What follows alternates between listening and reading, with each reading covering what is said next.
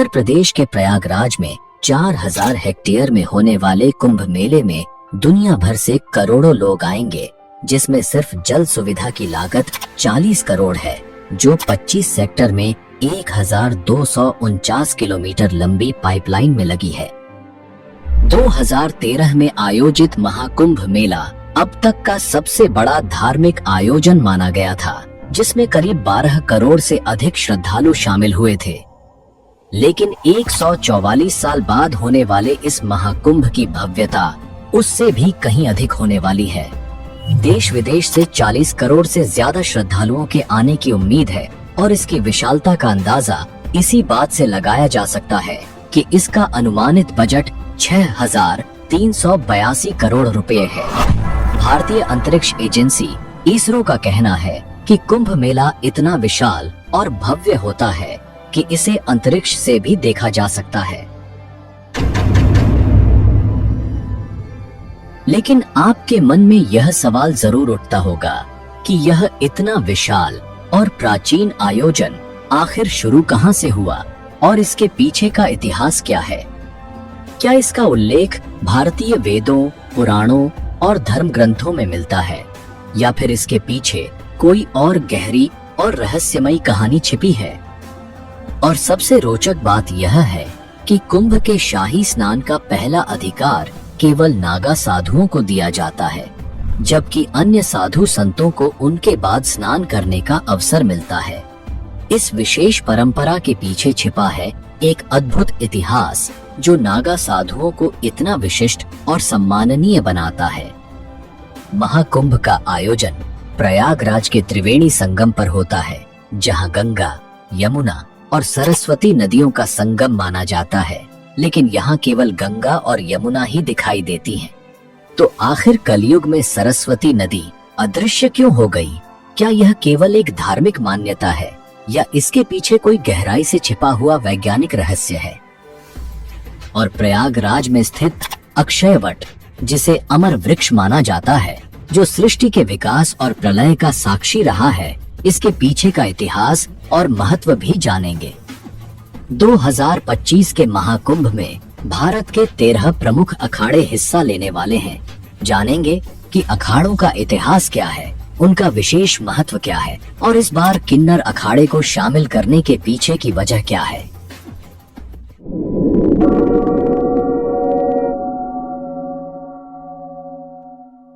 इन सभी सवालों का जवाब और महाकुंभ के अनसुने रहस्यों की परतें इस डॉक्यूमेंट्री में हम आपके सामने खोलेंगे। तो जुड़े रहिए हमारे साथ, क्योंकि यह केवल एक मेला नहीं, बल्कि है आस्था, इतिहास और संस्कृति का संगम।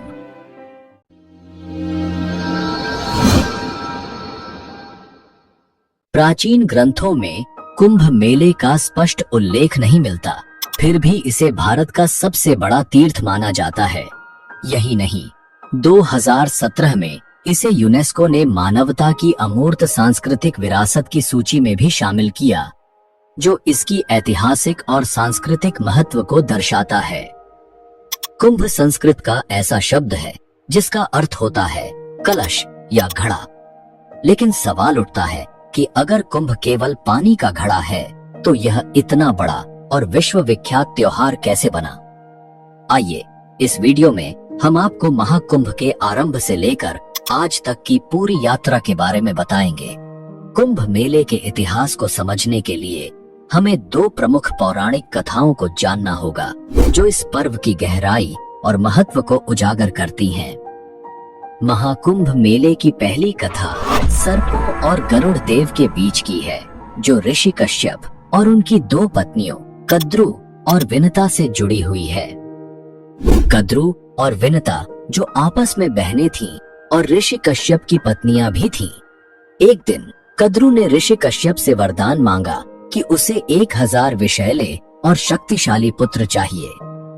ऋषि कश्यप ने तथास्तु कहा और कद्रु को 1000 अंडे प्राप्त हुए। यह देखकर विनता ने भी वरदान मांगा कि भले ही उसके पुत्र कम हों, लेकिन वे कद्रु के पुत्रों से अधिक शक्तिशाली हों। कश्यप ने उन्हें भी तथास्तु कहा और विनता को 2 बड़े अंडे प्राप्त हुए।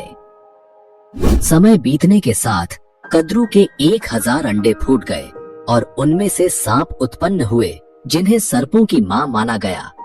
दूसरी ओर विनता के अंडे नहीं फूट रहे थे और अधीरता में उन्होंने एक अंडा समय से पहले फोड़ दिया। उसमें से एक अधूरा प्राणी निकला जिसका शरीर कमर तक ही विकसित था। वह गुस्से में बोला, माँ, आपने मेरे साथ यह अन्याय किया, लेकिन कृपया दूसरे अंडे के साथ ऐसा मत कीजिएगा। वह प्राणी उड़ गया और उसका नाम अरुण रखा गया। आगे चलकर वह सूर्यदेव का सारथी बना। एक दिन कद्रू और विनता ने सूर्यदेव के सफेद घोड़े को देखकर शर्त लगाई। विनता ने कहा कि यह घोड़ा पूरी तरह सफेद है, जबकि कद्रू ने कहा कि उसकी पूंछ काली है। यह शर्त प्रतिष्ठा पर आ गई और तय हुआ कि जो भी हार जाएगा उसे दासी बनना पड़ेगा। कद्रू ने अपने नागपुत्रों से कहा कि वे सूक्ष्म रूप धारण कर घोड़े की पूंछ से चिपक जाएं ताकि वह काली दिखाई दे। नागों ने ऐसा ही किया और कद्रू शर्त जीत गई। विनता को हार मानकर दासी बनना पड़ा। कुछ समय बाद विनता के दूसरे अंडे से एक शक्तिशाली प्राणी निकला जिसका चेहरा गरुड़ पक्षी जैसा था और शरीर मनुष्य जैसा। उसका नाम गरुड़ रखा गया। जब गरुड़ ने देखा कि उसकी मां विनता कद्रू और उनके 1000 सर्प पुत्रों की दासी बन चुकी है, तो उसने अपनी मां को मुक्त कराने का संकल्प लिया। गरुड़ ने सर्पों से विनता को मुक्त करने का उपाय पूछा। सर्पों ने कहा, अगर तुम वैकुंठ से अमृत कलश लाकर हमें दे दो तो हम तुम्हारी माँ को मुक्त कर देंगे। गरुड़ ने यह शर्त मान ली। वैकुंठ धाम पहुंचकर गरुड़ ने अमृत कलश प्राप्त किया। देवताओं ने उन्हें रोकने की कोशिश की, लेकिन गरुड़ अपनी अद्वितीय शक्ति के बल पर सफल रहे। विष्णु जी ने गरुड़ को रोका और उनसे पूछा, तुम इस कलश को क्यों ले जा रहे हो, जबकि इसे खुद ग्रहण नहीं कर रहे? गरुड़ ने अपनी मां को मुक्त कराने की व्यथा सुनाई। विष्णु जी ने गरुड़ से कहा, अगर मैं तुम्हें यह कलश ले जाने दूं, तो तुम हमेशा के लिए मेरे वाहन बनोगे? गरुड़ ने इस शर्त को स्वीकार कर लिया। गरुड़ ने अमृत कलश सर्पों के पास पहुंचाया, लेकिन विष्णु जी ने अपनी मायावी शक्ति से अमृत कलश को वहां से गायब कर दिया। गरुड़ ने अपनी मां को दासत्व से मुक्त कराया। इस यात्रा के दौरान गरुड़ पर इंद्र ने कई बार हमला किया, लेकिन वे असफल रहे। अमृत कलश से अमृत की कुछ बूंदें हरिद्वार, प्रयागराज, उज्जैन और नासिक पर गिरी। यही कारण है कि इन 4 पवित्र स्थलों पर कुंभ मेले का आयोजन होता है। लेकिन आगे बढ़ने से पहले इस वीडियो को एक लाइक करके चैनल को सब्सक्राइब जरूर कर लीजिए, क्योंकि ये आपके लिए 1 सेकंड का काम है, लेकिन इससे हमारी काफी बड़ी मदद होती है। महाकुंभ से जुड़ी सबसे लोकप्रिय कथा है समुद्र मंथन की, जिसे देवताओं और असुरों के बीच हुआ एक महान प्रयास माना जाता है। विष्णु पुराण के अनुसार एक बार दुर्वासा ऋषि ने एक दिव्य माला बनाई और इसे देवराज इंद्र को भेंट किया, लेकिन इंद्र अपने अहंकार में डूबे हुए उस माला को अपने ऐरावत हाथी के मस्तक पर रख दिया। ऐरावत ने वह माला जमीन पर गिरा दी और अपने पैरों से कुचल डाला। महर्षि दुर्वासा ने इसे अपना अपमान समझा और क्रोधित होकर इंद्र को शाप दे दिया कि उनका वैभव नष्ट हो जाएगा और सभी देवता अपनी शक्तियां खो देंगे। इस शाप के बाद देवता कमजोर हो गए और असुरों से पराजित हो गए। अपने वैभव और शक्तियों को पुनः प्राप्त करने के लिए ब्रह्मा जी ने देवताओं को सुझाव दिया कि वे असुरों के साथ मिलकर समुद्र मंथन करें। इस मंथन से अमृत निकलेगा, जिसे ग्रहण कर वे अमर हो जाएंगे। यह बात जब देवताओं ने असुरों के राजा बलि को बताई, तो वे भी समुद्र मंथन के लिए तैयार हो गए। वासुकी नाग की नेति बनाई गई और मंदराचल पर्वत की सहायता से समुद्र मंथन सावन के महीने में ही किया गया।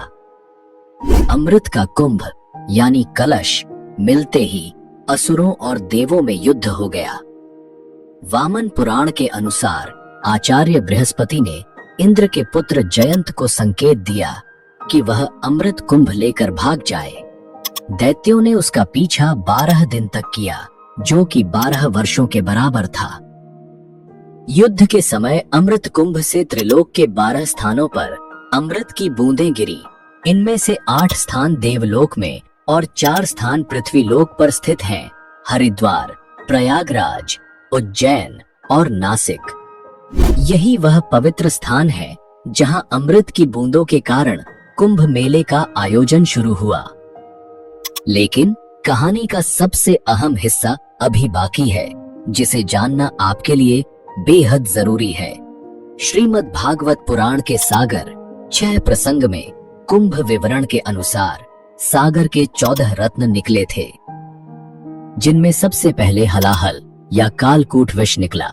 इस विष की ज्वाला इतनी तीव्र थी कि सभी देवता और दानव इससे जलने लगे थे। तब भगवान शिव ने देवता, दानव और समस्त सृष्टि की रक्षा के लिए इसे खुद पी लिया। विष की तीव्र जलन के कारण शिवजी का कंठ नीला पड़ गया, इसीलिए शिवजी का एक नाम नीलकंठ पड़ा। विष की ज्वाला को कम करने के लिए सभी देवताओं और दानवों ने शिवजी को शीतल जल चढ़ाया। इसके बाद उनके शरीर का ताप और जलन कम हुआ। यही कारण है कि सावन में शिवजी का जलाभिषेक किया जाता है। ऐसा कहा जाता है कि जब शिवजी ने समुद्र मंथन से निकले हलाहल विष को ग्रहण किया तो उसकी कुछ बूंदें धरती पर गिर गईं। जिन घास की पत्तियों पर ये बूंदें गिरीं, उन्हें सांप ने चाट लिया, जिससे सांप की जीभ बीच से कट गई। वहीं कुछ विष की बूंदों को बिच्छुओं और अन्य विषैले जीवों ने भी ग्रहण कर लिया। इसी कारण ये जीव जहरीले हो गए। इसके बाद कामधेनु, कल्पवृक्ष, कौस्तुभमणि, उच्चैश्रवा अश्व, ऐरावत गज, रंभा अप्सरा, सुरा, लक्ष्मी, चंद्रमा, शारगंधनुष, भगवान धन्वंतरी, 5 जन्य शंख और अमृत कुंभ निकला, जिसे विश्व मोहिनी बने भगवान विष्णु ने देवताओं को पिला दिया। इसकी बूंदें हरिद्वार की गंगा नदी, प्रयागराज के त्रिवेणी संगम, गंगा, यमुना और सरस्वती, उज्जैन की क्षिप्रा नदी और नासिक की गोदावरी नदी में गिरी। जहां अमृत की बूंदें गिरी, वहां कुंभ मेले का आयोजन शुरू हुआ। प्रयागराज में जहां महाकुंभ का आयोजन होता है, वहां गंगा और यमुना का संगम तो साफ देखा जा सकता है, लेकिन सरस्वती नदी दिखाई नहीं देती। फिर भी इसे त्रिवेणी संगम कहा जाता है। अब सवाल यह उठता है कि सरस्वती नदी अदृश्य क्यों हो गई? इसके पीछे की वजह जानने के लिए हमें इतिहास और पौराणिक कथाओं में झांकना होगा।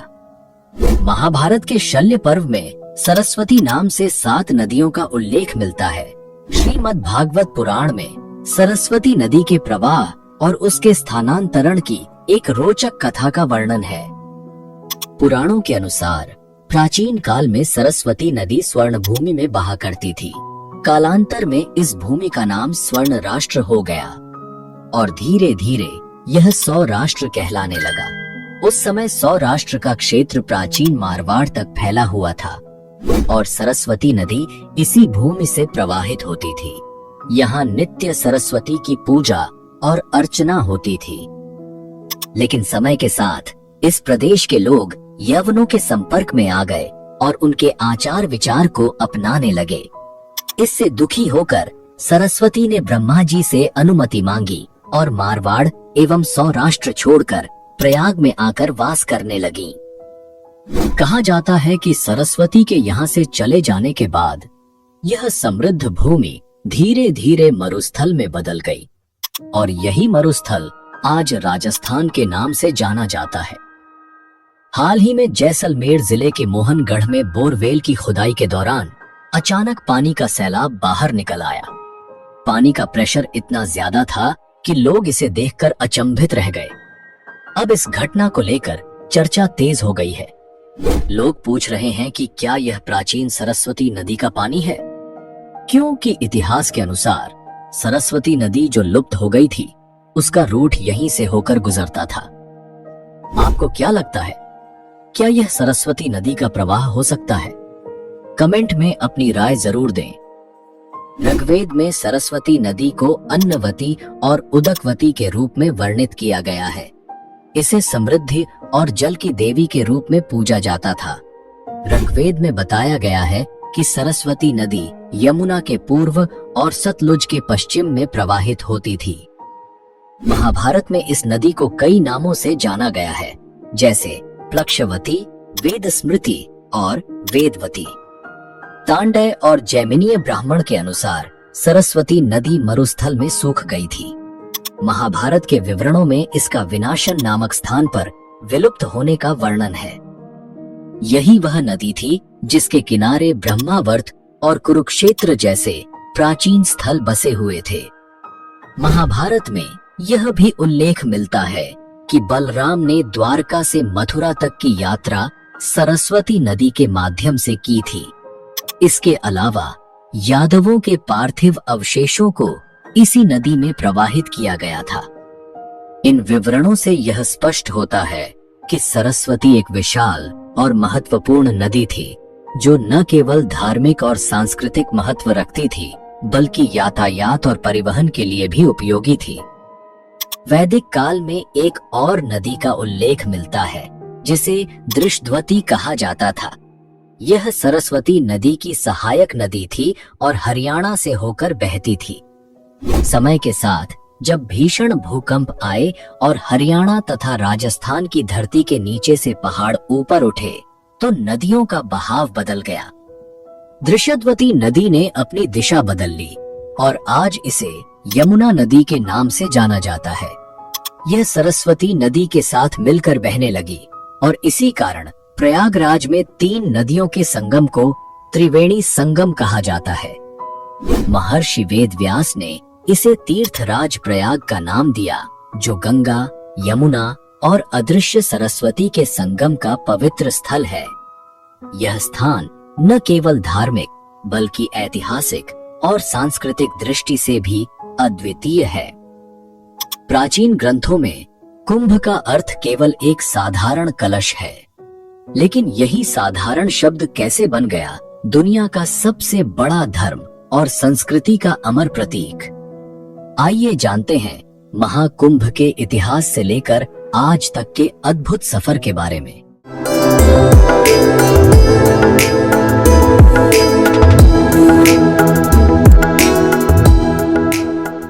दोस्तों, अगर आपको महाकुंभ की यह वीडियो अच्छी लग रही है तो कृपया इसे एक लाइक अवश्य कर दें। आपका एक लाइक हमारी काफी मदद कर देता है। धन्यवाद। दरअसल कुंभ मेले का उल्लेख वैदिक ग्रंथों, सूत्र साहित्य, महाकाव्य पुराण ग्रंथों, स्मृतियों या धर्मशास्त्रों में नहीं मिलता है। ऐतिहासिक किताबों में इसे माघ मेला या प्रयाग स्नान के नाम से जाना जाता है। कुंभ मेले में शाही स्नान का विशेष महत्व है। पवित्र नदियों में स्नान करना हिंदू मान्यताओं का अहम हिस्सा है और इसका सबसे पहला उल्लेख ऋग्वेद में नाहन पर्व नाम से मिलता है। इसका वर्णन बौद्ध धर्म के पाली ग्रंथों और महाभारत में भी हुआ है। चीनी यात्री ह्वेनसांग के यात्रा वृतांत के अनुसार सम्राट हर्षवर्धन ने 644 ईस्वी में माघ मास के अर्ध कुंभ के अवसर पर प्रयागराज में आयोजित पंचवर्षीय धर्म महासभा में भाग लिया। इस सभा में उन्होंने अपना सर्वस्व दान कर दिया। कई सांस्कृतिक विद्वानों का मानना है कि 9वीं सदी में लगभग 850 साल पहले आदि गुरु शंकराचार्य ने हिंदू संस्कृति को सुदृढ़ करने और लोक कल्याण की दृष्टि से कुंभ मेले की परंपरा को प्रारंभ किया। यह मेला भारतीय संस्कृति और धार्मिक आस्था का अद्भुत संगम है। 16वीं शताब्दी में गोस्वामी तुलसीदास जी ने अपनी अमर कृति रामचरितमानस में प्रयागराज में लगने वाले वार्षिक मेले का उल्लेख किया है, जो कुंभ मेले की प्राचीनता और इसकी ऐतिहासिक महत्ता को दर्शाता है। वायु पुराण और नारदीय पुराण में सरस्वती नदी के तट पर स्थित कुंभ और श्री कुंभ तीर्थ का वर्णन मिलता है। वेदों की कई ऋचाओं में कुंभ, घट और कलश का उल्लेख किया गया है। ऋग्वेद और अथर्ववेद में भी घृत और मधु से भरे कुंभ का संदर्भ मिलता है, जो इसकी प्राचीनता और धार्मिक महत्व को दर्शाता है। इतिहासकार जदुनाथ सरकार के अनुसार सन 1234 ईस्वी में नागा सन्यासियों ने कुंभ के अवसर पर एक निर्णायक विजय प्राप्त की थी। 17वीं शताब्दी के फारसी धार्मिक ग्रंथ द बिस्तान ए मुजाहिब में भी 1640 ईस्वी में कुंभ के दौरान हुए एक भीषण युद्ध का उल्लेख मिलता है। 16वीं शताब्दी के उत्तरार्ध में लिखे गए तबकात ए अकबरी में भी प्रयागराज संगम पर एक वार्षिक स्नान उत्सव का वर्णन किया गया है। इसमें लिखा गया है कि देश के सभी हिस्सों से हिंदुओं के विभिन्न वर्ग स्नान करने के लिए आते हैं, इतनी संख्या में कि जंगल और मैदान भी उन्हें रोक नहीं पाते। यह विवरण इस बात का प्रमाण है कि कुंभ मेला सदियों से आस्था, इतिहास और भारतीय संस्कृति का एक अभिन्न हिस्सा रहा है। ऋग्वेद और अथर्ववेद में कुंभ का उल्लेख कई संदर्भों में मिलता है। कुंभ का अर्थ केवल पानी का घड़ा है, न कि एक त्योहार। उदाहरण के लिए अथर्ववेद में चतुर कुंभांश चतुर्धा ददामि और पूर्ण कुंभोद्योग काल आहितस्तम जैसे वाक्यांश विशेष यज्ञों और ईश्वरीय समय की व्याख्या करते हैं। यह दिखाता है कि कुंभ का उपयोग वैदिक अनुष्ठानों और धार्मिक संदर्भों में किया जाता था। वायु पुराण के अनुसार सरस्वती नदी का तट पूर्वजों को समर्पित श्राद्ध संस्कार के लिए आदर्श स्थान माना गया है। वहीं नारदीय पुराण में इसे श्री कुंभ नामक स्थान बताया गया है, जहां स्नान करने से यज्ञ के समान पुण्य की प्राप्ति होती है। इन पौराणिक ग्रंथों में कुंभ का उल्लेख हमें इसकी प्राचीन धार्मिक और सांस्कृतिक महत्ता को समझने का अवसर देता है। नासिक और उज्जैन में आयोजित होने वाले मेलों को सिंहस्थ कहा जाता है। इसे सिंहस्थ इसलिए कहा जाता है क्योंकि जब बृहस्पति सिंह राशि में होता है और सूर्य तथा चंद्रमा की स्थिति मेला आरंभ होने की तिथि को विशेष महत्व प्रदान करती है। सिंह राशि का यह ज्योतिषीय संयोग नासिक और उज्जैन के कुंभ मेले को सिंहस्थ नाम देता है। अब सवाल उठता है कि कुंभ पर्व का स्वरूप एक त्योहार के रूप में कैसे विकसित हुआ। 14वीं शताब्दी के बाद तीर्थ यात्राओं और मेलों का चलन बढ़ा। यहाँ तक कि 19वीं सदी तक भी कहीं कुंभ मेलों का कोई जिक्र नहीं था। 1868 में ब्रिटिश अधिकारियों ने प्रयाग के माघ मेले की रिपोर्ट को ब्रिटिश सरकार को कुंभ माघ मेला नाम से पेश किया। तभी से इस मेले को नासिक, हरिद्वार और उज्जैन में भी कुंभ नाम से प्रसिद्धि मिलने लगी। हमारे मन में एक प्रश्न अवश्य उठता होगा कि कुंभ मेले का आयोजन और इसके स्थान को तय करने के पीछे कौन सा रहस्य छिपा है। तो आइए इसे विस्तार से समझते हैं। कुंभ महोत्सव का आयोजन ज्योतिषीय गणनाओं और विशेष खगोलीय स्थितियों पर आधारित होता है। जब बृहस्पति कुंभ राशि में प्रवेश करते हैं और सूर्य मेष राशि में होता है, तब हरिद्वार में कुंभ महोत्सव आयोजित किया जाता है। प्रयागराज में कुंभ का आयोजन तब होता है जब बृहस्पति वृषभ राशि में और सूर्य तथा चंद्रमा मकर राशि में होते हैं। यह स्थिति आमतौर पर अमावस्या के दिन बनती है। नासिक में गोदावरी नदी के तट पर कुंभ महोत्सव तब होता है जब सूर्य और बृहस्पति सिंह राशि में प्रवेश करते हैं। उज्जैन में कुंभ तब मनाया जाता है जब बृहस्पति सिंह राशि में और सूर्य मेष राशि में होता है। महाकुंभ का आयोजन हर 12 साल में होता है। वेदों में बताए गए खगोल विज्ञान के अनुसार ब्रह्मांडीय ऊर्जा का एक चक्र हर 12 साल में विशेष रूप से सक्रिय होता है। बृहस्पति और सूर्य की इन विशिष्ट खगोलीय स्थितियों के दौरान यह ऊर्जा पृथ्वी के कुछ खास स्थानों पर केंद्रित होती है। यही कारण है कि कुंभ महोत्सव धार्मिक और आध्यात्मिक दृष्टि से इतना महत्वपूर्ण है। कुंभ मेला दुनिया के सबसे बड़े धार्मिक आयोजनों में से एक है। इसकी भव्यता और विशालता ऐसी है कि इसे अंतरिक्ष से भी देखा जा सकता है। साल 2019 में भारतीय अंतरिक्ष अनुसंधान संगठन यानी इसरो ने अपने कार्टोसैट 2 उपग्रह के जरिए कुंभ मेले की तस्वीरें खींची थीं।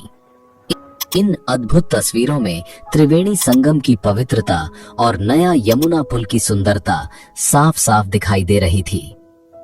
यह नजारा न केवल आस्था का प्रतीक है, बल्कि यह भारत की संस्कृति और धार्मिक एकता की एक झलक भी दिखाता है। महाकुंभ में स्नान का क्रम बहुत पवित्र और अनुशासित होता है। सबसे पहले नागा साधु स्नान करते हैं, फिर संत समाज और उसके बाद गृहस्थ लोग संगम में स्नान करते हैं। नागा साधु भारतीय आध्यात्मिकता और संस्कृति का एक रहस्यमय और रोचक पहलू है। उनके बारे में जानना हमारी प्राचीन परंपराओं और अध्यात्म को समझने के लिए बेहद जरूरी है। भस्म से रमा नग्न शरीर, लंबी जटाएं, हाथ में कमंडल लिए नागा साधु, जिनकी उपस्थिति अपने आप में एक रहस्य है। ये साधु अपना और अपने परिवार का पिंडदान स्वयं करते हैं, जिसे बिजवान कहा जाता है। आम दिनों में ये कहाँ रहते हैं, क्या खाते हैं, ये कोई नहीं जानता, परंतु कुंभ के शाही स्नान में ये मोक्ष प्राप्ति के लिए डुबकी लगाते हैं, जो कि उनका जीवन का एकमात्र लक्ष्य है। सदियों से भारतीय संस्कृति और धर्म पर संकट के बादल मंडराते आए हैं। 14वीं से 16वीं शताब्दी का समय, जब मुगल आक्रमणकारी भारत की संस्कृति और धर्म पर वार कर रहे थे, धर्म खतरे में था। उस समय नागा साधुओं ने धर्म और संस्कृति की रक्षा में अहम भूमिका निभाई। ये साधु केवल शास्त्र ही नहीं, शस्त्र विद्या में भी निपुण थे और धर्म की रक्षा के लिए अपना जीवन तक न्यौछावर करने को तैयार रहते थे। 18वीं शताब्दी में अहमद शाह अब्दाली, जिसे अहमद शाह दुर्रानी के नाम से भी जाना जाता है, ने भारत पर कई बार आक्रमण किया। 1748 में नादिर शाह की मृत्यु के बाद अफगानिस्तान का शासक बनने के साथ ही अब्दाली ने भारत को बार बार लूटा, लेकिन उसका सबसे बड़ा और क्रूर आक्रमण 1757 में हुआ, जब उसने दिल्ली पर कब्जा कर 1 महीने तक अराजकता और लूटपाट मचाई। इस आक्रमण का असर केवल दिल्ली तक सीमित नहीं रहा। मथुरा, वृंदावन और गोकुल जैसे पवित्र स्थलों को भी अब्दाली की क्रूरता का सामना करना पड़ा। उस समय नागा साधुओं ने न केवल इन स्थलों की रक्षा की, बल्कि धर्म और संस्कृति की जड़ों को भी सुदृढ़ बनाए रखा। कई बार विदेशी आक्रमण की स्थिति में स्थानीय राजा महाराजा नागा साधुओं से मदद लिया करते थे। इतिहास में ऐसे कई गौरवपूर्ण युद्धों का उल्लेख मिलता है, जिनमें 40,000 से ज्यादा नागा योद्धाओं ने अपनी वीरता का परिचय दिया। अहमद शाह अब्दाली द्वारा मथुरा और वृंदावन पर आक्रमण के बाद जब गोकुल को लूटने की कोशिश की गई, तब नागा साधुओं ने अपनी अदम्य शक्ति और साहस दिखाते हुए अब्दाली की सेना से युद्ध किया और गोकुल की रक्षा की। इस सहयोग को सम्मान देने के लिए हिंदू शासकों और नागा साधुओं के बीच एक समझौता हुआ। धर्म और राष्ट्र की रक्षा की जिम्मेदारी नागा साधुओं को सौंपी गई। इस समझौते के तहत नागा साधुओं को राजसी सम्मान देने के लिए शाही स्नान की परंपरा शुरू की गई। तब से कुंभ के पवित्र स्नान का पहला अधिकार हमेशा नागा साधुओं को दिया गया है। हालांकि हर परंपरा की तरह यह परंपरा भी विवादों से अछूती नहीं रही। 1310 में महानिर्वाणी अखाड़े और रामानंद वैष्णव अखाड़े के बीच एक खूनी संघर्ष हुआ। वहीं 1760 में शैव और वैष्णव साधुओं के बीच शाही स्नान को लेकर भयंकर लड़ाई छिड़ गई। इन विवादों को रोकने के लिए अंग्रेजों ने अखाड़ों के स्नान का क्रम तय किया। यह अनुशासन आज भी कुंभ मेले की परंपरा का हिस्सा है। इसीलिए महाकुंभ में सबसे पहले नागा साधु शाही स्नान करते हैं। नागा साधुओं के बाद दूसरे क्रम पर संत समाज संगम में स्नान करता है और संत समाज के स्नान के बाद ही गृहस्थ लोग पवित्र संगम में स्नान के लिए उतरते हैं। ये नागा साधु एक विशेष सैन्य पंथ का हिस्सा है। उनके पास त्रिशूल, तलवार, शंख और चिलम जैसी वस्तुएं होती हैं, जो उनके सैन्य दर्जे और परंपरा को दर्शाती हैं। नागा साधु अपने आप में एक चलती फिरती सेना की तरह होते हैं, जो अपने इष्ट देव भगवान शिव के प्रति अगाध भक्ति और समर्पण रखते हैं। नागा साधुओं की दीक्षा प्रक्रिया केवल कुंभ के दौरान प्रयागराज, हरिद्वार, नासिक और उज्जैन में होती है। दीक्षा के स्थान के आधार पर इन्हें अलग अलग नाम दिए गए हैं। प्रयागराज के नागा, उज्जैन के खूनी नागा, हरिद्वार के बर्फानी नागा और नासिक के खिचड़िया नागा। ऐसा माना जाता है कि नागा जनजाति की शुरुआत भारत के उत्तर पूर्वी राज्य नागालैंड से हुई, जहां नंगा पर्वत श्रेणियां फैली हुई हैं। नागा शब्द का अर्थ है पहाड़ और कछारी भाषा में इसे युवा बहादुर लड़ाकू व्यक्ति कहा गया है। अगर आप नागा साधु और महिला नागा साधु के रहस्यमय जीवन के ऊपर एक विशेष डॉक्यूमेंट्री देखना चाहते हैं तो कमेंट करके हमें बताएं। हम जल्द ही उनके जीवन पर एक संपूर्ण डॉक्यूमेंट्री लेकर आएंगे। अब बात करते हैं महाकुंभ के अखाड़ों के इतिहास और शंकराचार्य के योगदान की। कुछ विद्वानों का मानना है कि नागा सन्यासियों के अखाड़े आदि शंकराचार्य के पहले भी मौजूद थे। हालांकि उस समय इन्हें अखाड़ा नहीं कहा जाता था, इन्हें बेड़ा या साधुओं का जत्था कहा जाता था। अखाड़ा शब्द का चलन मुगल काल से शुरू हुआ और तभी से इसे एक संगठित समुदाय के रूप में पहचान मिली।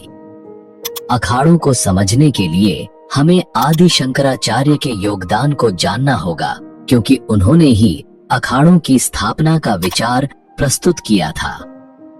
7वीं शताब्दी में विदेशी आक्रमणकारी भारत की समृद्धि से आकर्षित होकर यहाँ आते थे। कुछ धन संपत्ति लूटकर चले जाते, तो कुछ भारत की आध्यात्मिक आभा से प्रभावित होकर यहीं बस जाते। लेकिन इस दौरान भारत की शांति व्यवस्था और सनातन धर्म कमजोर पड़ने लगा। धर्मशास्त्रों और ईश्वर पर तर्क होने लगे और शास्त्रों को चुनौती दी जाने लगी। ऐसे समय में आदिगुरु शंकराचार्य ने धर्म को एक नई दिशा देने और भारत को एकता के सूत्र में बांधने का बीड़ा उठाया। उन्होंने 4 दिशाओं में 4 पीठों की स्थापना की। पूर्व में गोवर्धन पीठ, उत्तर में शारदा पीठ, पश्चिम में द्वारिका पीठ और दक्षिण में ज्योतिर्मठ पीठ। इन पीठों ने भारत की आध्यात्मिक और सांस्कृतिक धारा को जीवित रखने का कार्य किया। शंकराचार्य ने समझाया कि भौगोलिक दूरी चाहे कितनी भी हो, सनातन धर्म की नींव एक ही है। बहुत कम उम्र में ही उन्होंने वेद, उपनिषद और शास्त्रों का गहन अध्ययन कर लिया था। उनकी दृष्टि में सनातन धर्म केवल पूजा पाठ तक सीमित नहीं था, बल्कि यह जीवन जीने का एक मार्ग था। उन्होंने देखा कि धर्म का मूल उद्देश्य आत्मा का परमात्मा से मिलन है, जो समय के साथ खोता जा रहा था। शंकराचार्य ने अद्वैत वेदांत का संदेश दिया। ब्रह्म सत्यम, जगन मिथ्या, जीवो ब्रह्मैव न परः। इसका अर्थ है केवल ब्रह्म सत्य है, यह संसार माया है और जीवात्मा स्वयं ब्रह्म है। उनका उद्देश्य साधुओं के विभिन्न संघों को एकजुट करना, सनातन धर्म को मानने वालों को संगठित करना और एक साझा लक्ष्य के लिए प्रेरित करना था। इसी सोच के परिणाम स्वरूप अखाड़ों की परंपरा 14वीं से 16वीं सदी के बीच शुरू हुई। अब बात करते हैं अखाड़ों की। अखाड़ा का अर्थ है एक ऐसा समुदाय जो धार्मिक, आध्यात्मिक और सामाजिक कार्यों में सक्रिय होता है। ये अखाड़े सनातन धर्म के संतों और सन्यासियों के संगठन हैं, जिनका उद्देश्य वेद, उपनिषद और धार्मिक अनुशासन का पालन करते हुए धर्म और संस्कृति का संवर्धन करना है। अखाड़ों का संचालन एक 5 सदस्यीय समिति करती है, जिसमें ब्रह्मा, विष्णु, शिव, गणेश और शक्ति के प्रतीक शामिल होते हैं। यह परंपरा धर्म और संस्कृति को संगठित रूप में बनाए रखने का माध्यम है। महाकुंभ मेला हिंदू धर्म में अत्यधिक महत्व रखता है, जिसमें भारत के अलग अलग अखाड़े शक्ति प्रदर्शन, धार्मिक चिंतन और भक्ति का अनुष्ठान करते हैं। महाकुंभ में 13 प्रमुख अखाड़े होते हैं, जिन्हें मुख्य रूप से 3 श्रेणियों में बांटा गया है। पहला है शैव अखाड़ा, जो भगवान शिव की उपासना करने वाले सन्यासियों का समुदाय है। इनमें शामिल है जुना अखाड़ा, निरंजनी अखाड़ा, महानिर्वाणी अखाड़ा, अटल अखाड़ा, आनंद अखाड़ा, आवाहन अखाड़ा और अग्नि अखाड़ा। दूसरा है वैष्णव अखाड़ा, जो भगवान विष्णु और उनके अवतारों की आराधना करते हैं। इनमें 3 अखाड़े आते हैं: निर्वाणी अखाड़ा, दिगंबर अखाड़ा और निर्मोही अखाड़ा। तीसरा है उदासीन अखाड़ा, जो निर्गुण भक्ति और वेदांत के अध्ययन में लीन रहते हैं। इसमें शामिल हैं उदासीन अखाड़ा और निर्मल अखाड़ा। ये अखाड़े भारतीय आध्यात्मिकता और संत परंपरा के गहरे प्रतीक हैं और महाकुंभ को एक विशेष आध्यात्मिक अनुभव बनाते हैं। आज के समय में भारत का सबसे बड़ा अखाड़ा जूना अखाड़ा है, जिसके बाद निरंजनी और महानिर्वाणी अखाड़े का स्थान आता है। इन अखाड़ों की उपस्थिति कुंभ मेले में विशेष रूप से आकर्षण का केंद्र होती है। हर साल ये अखाड़े अपनी भव्य पेशवाई में भाग लेते हैं। इस जुलूस में आचार्य महामंडलेश्वर और महंत रथों पर सवार होते हैं, जबकि नागा साधु अपने घोड़ों पर चलते हुए शक्ति और परंपरा का प्रदर्शन करते हैं। पेशवाई का अर्थ होता है आश्रम से मेला क्षेत्र में अखाड़ों का प्रवेश, और यह कुंभ मेले के शुभारंभ का प्रतीक होता है। हालांकि इस बार कुंभ मेले में दोनों अनुष्ठान यथावत रहेंगे, लेकिन इनके नाम बदल दिए गए हैं। अब शाही स्नान को राजसी स्नान या कुंभ अमृत स्नान के नाम से जाना जाएगा और पेशवाई का नया नाम कुंभ मेला छावनी प्रवेश यात्रा रखा गया है। इन परिवर्तनों के साथ कुंभ मेले की परंपराएं अपनी आधुनिक पहचान और गरिमा को बनाए रखते हुए जारी रहेंगी। 2015 में पहली बार किन्नर समुदाय ने कुंभ में हिस्सा लिया और अब 2025 में लक्ष्मी नारायण अखाड़े के नेतृत्व में किन्नर समुदाय महाकुंभ का हिस्सा बनेगा।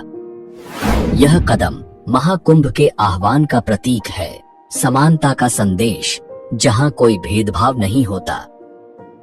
इस पहल का उद्देश्य उन किन्नरों को धर्म और समाज से जोड़ना है जिन्हें अक्सर तिरस्कार भरी नजरों से देखा जाता है। महाकुंभ 2025 में अर्धनारीश्वर धाम के नाम से एक शिविर लगाया जाएगा, जो किन्नर समुदाय के लिए धार्मिक आस्था और सम्मान का केंद्र बनेगा। कुंभ के दौरान अखाड़ों की प्रमुख गतिविधि शाही स्नान होती है। ऐसा माना जाता है कि इस पवित्र स्नान से मनुष्य के सारे पाप धुल जाते हैं और उसे मोक्ष की प्राप्ति होती है। महाकुंभ 2025 एक ऐसा धार्मिक और आध्यात्मिक अनुभव होगा जिसे शब्दों में बयां करना मुश्किल है। इस आयोजन की शुरुआत 13 जनवरी को पौष पूर्णिमा से होगी। इसके बाद मकर संक्रांति, मौनी अमावस्या, बसंत पंचमी, माघी पूर्णिमा और महाशिवरात्रि जैसे पवित्र पर्व 45 दिनों के अंतराल में मनाए जाएंगे। इस महायज्ञ में करीब 40 करोड़ श्रद्धालुओं के शामिल होने की संभावना है। गंगा की पवित्र धाराओं के बीच गूंजते जयकारों की आवाजें, सोने चांदी से सजी चमचमाती पालकियां और आकाश में उठती धुएं की लकीरें, ऐसा अद्भुत दृश्य केवल महाकुंभ में देखने को मिलता है। सुबह के 4 बजे से ही गंगा की लहरें और ठंडी हवाएं मानो खुद देवताओं के स्वागत का इंतजार कर रही हों। शरीर पर भभूत, हाथों में पारंपरिक अस्त्र शस्त्र और आंखों में अनंत भक्ति का तेज लिए सबसे पहले नागा साधु घाट की ओर बढ़ते हैं और शाही स्नान का शुभारंभ करते हैं। उनके बाद ही अन्य श्रद्धालुओं को स्नान की अनुमति मिलती है। अब बात करते हैं उस अक्षय वट की, जिसे अमर वृक्ष भी कहा जाता है। पौराणिक कथाओं के अनुसार प्रयाग में स्नान के बाद जब तक अक्षय वट का पूजन एवं दर्शन नहीं किया जाता, तब तक पूर्ण लाभ नहीं मिलता। यह दिव्य वृक्ष प्रयागराज के मुगल सम्राट अकबर के किले के अंदर पातालपुरी मंदिर में स्थित है और इसे सबसे प्राचीन मंदिरों में से एक माना जाता है। अक्षय वट का उल्लेख पुराणों में भी मिलता है। यह सृष्टि के विकास और प्रलय का साक्षी रहा है। इसके नाम से ही स्पष्ट है कि इसका कभी नाश नहीं होता। मान्यता है कि माता सीता ने इसे आशीर्वाद दिया था कि प्रलय के समय जब सब कुछ नष्ट हो जाएगा तब भी यह वृक्ष हरा भरा रहेगा। कहा जाता है कि बाल रूप में श्री कृष्ण इसी वट वृक्ष पर विराजमान हुए थे। बाल मुकुंद रूप में श्री हरि इस पवित्र वृक्ष के पत्ते पर शयन करते हैं। इसका उल्लेख कालिदास के रघुवंश और चीनी यात्री ह्वेनसांग के यात्रा विवरण में भी मिलता है। शालिग्राम श्रीवास्तव की पुस्तक प्रयाग प्रदीप में भी अक्षय वट का जिक्र है। ह्वेनसांग ने अपने विवरण में लिखा कि प्रयागराज में एक देव मंदिर स्थित है जिसके आंगन में एक विशाल वट वृक्ष है जिसकी शाखाएं और पत्तियां दूर दूर तक फैली हुई हैं।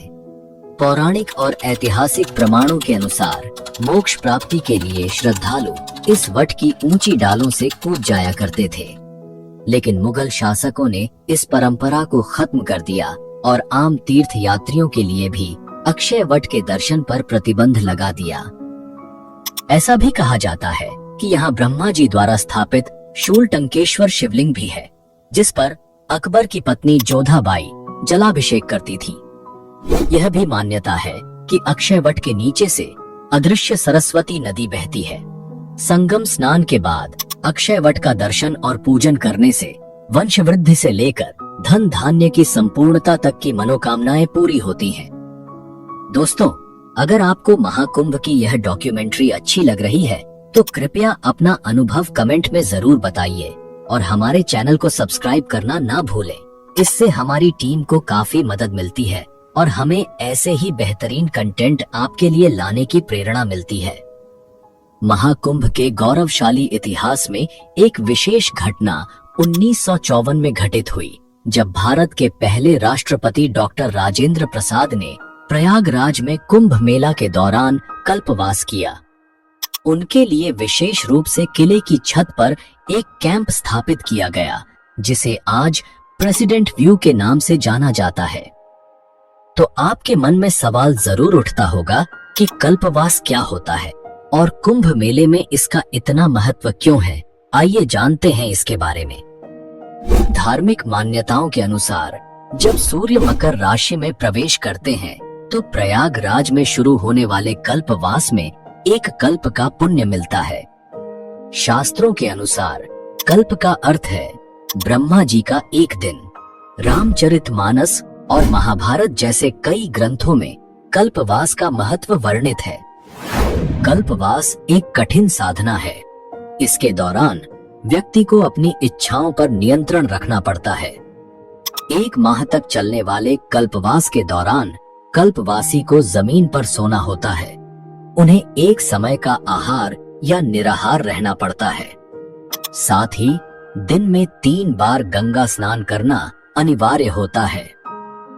कल्पवास शुरू करने के बाद इसे 12 वर्षों तक जारी रखना होता है। इस दौरान साफ सुथरे पीले और सफेद कपड़े पहनने का विशेष महत्व है। कल्पवास के पहले दिन कल्पवासी अपने टेंट के पास जौ के बीज बोते हैं और एक तुलसी का पौधा लगाते हैं। महीने भर में जौ के छोटे छोटे पौधे उगाते हैं, जिन्हें जाते समय गंगा जी में प्रवाहित किया जाता है। साथ ही तुलसी के पौधे को रोज गंगा जल से सींचा जाता है। ऐसा माना जाता है कि कल्पवास करने वाला व्यक्ति अगले जन्म में राजा के रूप में जन्म लेता है। साथ ही मोक्ष का संकल्प लेकर कल्पवास करने वालों को मोक्ष की प्राप्ति होती है। महाकुंभ 2025 आस्था, परंपरा और भक्ति का यह महासंगम एक बार फिर इतिहास रचने वाला है। अब जानते हैं कुंभ कितने प्रकार के होते हैं और इसका आयोजन किस आधार पर किया जाता है। सबसे पहले आता है महाकुंभ मेला। समस्त कुंभ मेलों में सबसे श्रेष्ठ है महाकुंभ। इसकी सबसे बड़ी खासियत यह है कि यह मेला 2 शताब्दियों में केवल एक बार आयोजित होता है। महाकुंभ का आयोजन 144 वर्षों बाद प्रयागराज में किया जाता है। जब प्रयाग की पावन धरती पर 12 पूर्ण कुंभ पूरे हो जाते हैं, तब त्रिवेणी के तट पर महाकुंभ का भव्य आयोजन होता है। दूसरा है पूर्ण कुंभ मेला।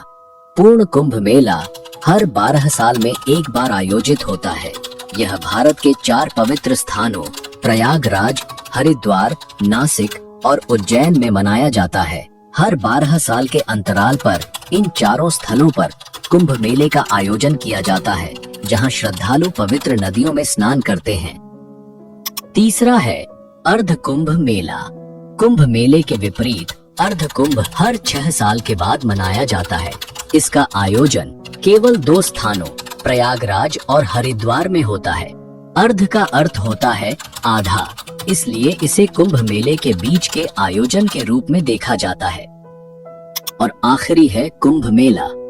कुंभ मेले का आयोजन भारत के 4 प्रमुख स्थलों पर होता है: हरिद्वार, नासिक, उज्जैन और प्रयागराज। इस दौरान श्रद्धालु गंगा, गोदावरी और क्षिप्रा नदियों में आस्था की डुबकी लगाते हैं। प्रयागराज में संगम में स्नान का विशेष महत्व होता है। तो यह था कुंभ के प्रकारों और उनके आयोजन का संपूर्ण विवरण। आपके मन में यह सवाल जरूर उठता होगा कि कुंभ पर अरबों रुपए खर्च करने पर आखिर सरकार को क्या मिलता है। आइए जानते हैं कि महाकुंभ 1882 से लेकर 2025 तक सरकार ने कितना बजट खर्च किया और इससे सरकार को कितनी आय हुई। साल 1882 में महाकुंभ पर केवल 20,228 रुपए खर्च किए गए थे। इसकी तुलना में मेले से कुल 49,840 रुपए की आमदनी हुई थी, जिसे राजकोष में जमा कराया गया। इस तरह सरकार को कुंभ से 29,612 रुपए का लाभ हुआ। उस समय मौनी अमावस्या पर करीब 8 लाख श्रद्धालुओं ने स्नान किया था, जबकि भारत की कुल आबादी 22 करोड़ 50 लाख थी। 1894 के कुंभ में भारत की जनसंख्या बढ़कर 23 करोड़ हो गई और इस आयोजन में करीब 10 लाख श्रद्धालुओं ने हिस्सा लिया। इस पर 69,427 रुपए खर्च हुए थे, जो आज के हिसाब से लगभग 10.5 करोड़ रुपए होते हैं। 1906 में कुंभ मेले में 25 लाख लोगों ने भाग लिया। इस आयोजन पर करीब 90,000 रुपए खर्च हुए, जो आज के मूल्य के अनुसार लगभग 13 करोड़ रुपए होते हैं। 1918 के महाकुंभ में संगम में डुबकी लगाने वाले श्रद्धालुओं की संख्या और बढ़कर 30 लाख हो गई। इस बार श्रद्धालुओं के लिए 1,37,000 रुपए का बजट निर्धारित किया गया था, जो आज के हिसाब से लगभग 16 करोड़ 44 लाख रुपए होते हैं। उत्तर प्रदेश सरकार ने महाकुंभ 2025 के आयोजन के लिए 5,435 करोड़ 68 लाख रुपए का विशाल बजट निर्धारित किया है। यह 2019 में हुए कुंभ मेले के 4,200 करोड़ रुपए के बजट से कहीं अधिक है। उत्तर प्रदेश सरकार के आर्थिक सलाहकार केवी राजू का दावा है कि महाकुंभ 2025 में करीब 45 करोड़ श्रद्धालुओं की अपेक्षित भीड़ के साथ इस आयोजन से कम 2 लाख करोड़ रुपए की रेवेन्यू जनरेट हो सकती है। महाकुंभ मेले में इस बार बड़ी संख्या में विदेशी नागरिक भी हिस्सा ले रहे हैं। राज्य सरकार के पर्यटन विभाग ने इन मेहमानों के ठहरने और उनकी सुविधा का विशेष ध्यान रखा है। इसके लिए कई टूरिज्म पैकेज तैयार किए गए हैं। इन आंकड़ों से यह साफ पता चलता है कि समय के साथ न केवल श्रद्धालुओं की संख्या में बढ़ोतरी हुई है, बल्कि आयोजन का बजट, आमदनी और व्यवस्थाओं का स्तर भी लगातार बढ़ता गया है। 13 जनवरी से शुरू होने वाला महाकुंभ 26 फरवरी तक यानी 45 दिनों के लिए रहेगा। इससे आप अंदाजा लगा सकते हैं कि यह विश्व स्तर का एक विशाल आयोजन है। अगर आपको हिंदुस्तान में रहने का सौभाग्य मिला है, तो आपको इस महाकुंभ में एक बार जरूर जाना चाहिए। यहाँ आपको एक अलग ही दिव्य ऊर्जा महसूस होगी। इतनी ठंड और भीड़ में भी त्रिवेणी संगम पर शाही स्नान करने के लिए लोग संकोच नहीं करते। यहाँ की पॉजिटिव एनर्जी विदेश से आए लोगों ने भी महसूस की है, इसीलिए वे बार बार महाकुंभ में आना चाहते हैं। अगर यह वीडियो देखकर आपको कुछ नया जानने को मिला हो या हमारी वीडियो अच्छी लगी हो, तो इसे जरूर लाइक करें और अपने दोस्तों और परिवार के साथ शेयर करें।